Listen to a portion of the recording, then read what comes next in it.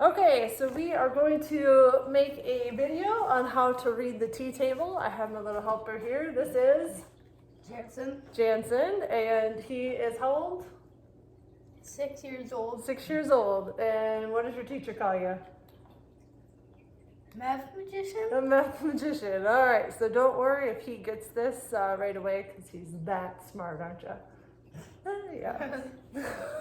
All right, so what we have is our T-table. I'm going to show it to you a little bit closer, and you can look on the handout that I put onto Moodle. This is different than a Z-table. Do you know how it's different than a Z-table? I don't know what a Z-table is. All right, doesn't know what a Z-table is. So we're one step up on them. So in our Z-table, on the outside edges are our Z-scores, but our T-table is different. The T-scores are on the inside of the table. So what we want to talk about is what's on the outside of the table and then how to find our T-score on the inside of the table. So that's the difference between them. So what's a score? What's like a T-table score and a Z-table score? Okay, so good question. But quit asking questions. Good question.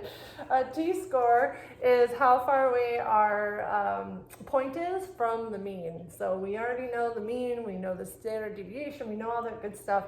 What we're looking for is our confidence interval. So let's talk about the very top of your T-table. So the first thing you'll see is what we call the cumulative probability. You can just X all of those out. Where you're not going to use the cumulative probabilities, you can get rid of those. But what we want to look at is the difference between where it says one tail and two tails. So two tails says how much of the area is outside of our confidence interval. So two tails is just going to be alpha. So should we get it closer so they can see my handwriting? Yeah. Probably. Let's get you closer real quick. Woo! All right, so right there, our two tails is our 1 minus our confidence interval, which is alpha. And one tail then is our alpha divided by 2. So if we're looking for a 95% confidence interval, we know that our alpha is 1 minus 95. So it's 1 minus 0.95, which is 0.05.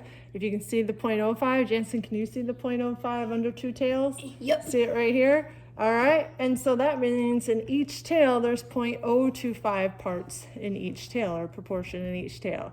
All right, so when we look for when we know our confidence interval, we can find our alpha. All right, so,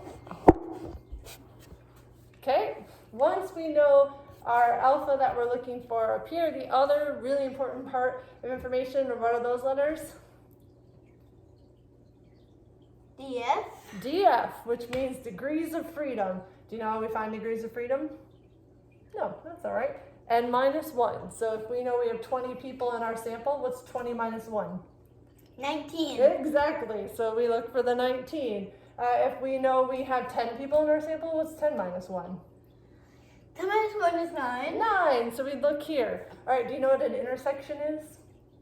An intersection is when we go over in a row and we go down in a column. Whatever square they meet in, that's the intersection.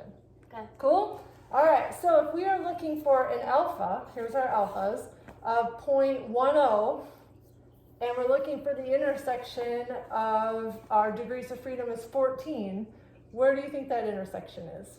I'm going to videotape you, see if we can get them to do it on the first try. Okay, we're looking at 0.10 in the intersection of 14. What square would that be? 0.10, where's 0.10? Ooh, but remember we're looking in alpha. We're looking in this column. Do you see 0.10 in this column? Right there, see 0.10? All right, so now where would it intersect with our 14?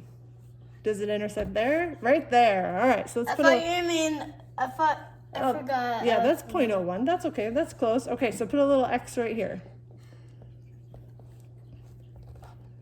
A little X. That is a ginormous X.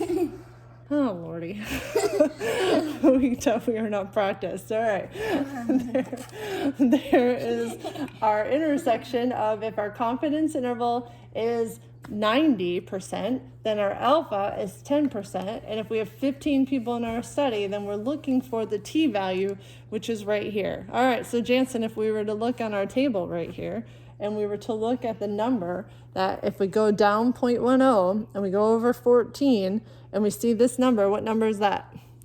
That's 1.761. 1.761. So that's what you were supposed to write in there, but you wrote a huge X. Write 1.761 in there. Put 1.761 in there. 1.761. And that is our t-score. Do you want to try to find one more?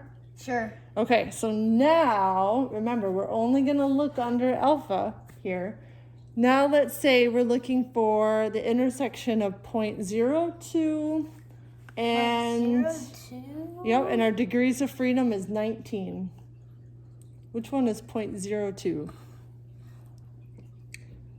Hey, look at that. Small x. It is small x. Okay, that's true. That is a small x. All right, so if we were to look it up on our table, and we look at our alpha of 0.02, look right here on our table, and our degrees of freedom of 19, what's that number?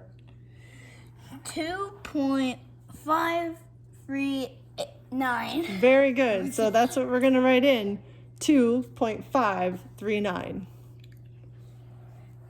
Wait. Right here. 2. Point. 5. Yep. Very good. 2.539. 3. 9. That is a great job. I made the